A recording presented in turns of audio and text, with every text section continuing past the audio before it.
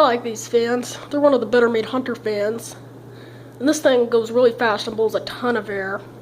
Hunters made today, are slow, and they don't blow hardly any air. But this one's really fast. It blows tons of air. It's because it's an older Hunter. It's from 2005.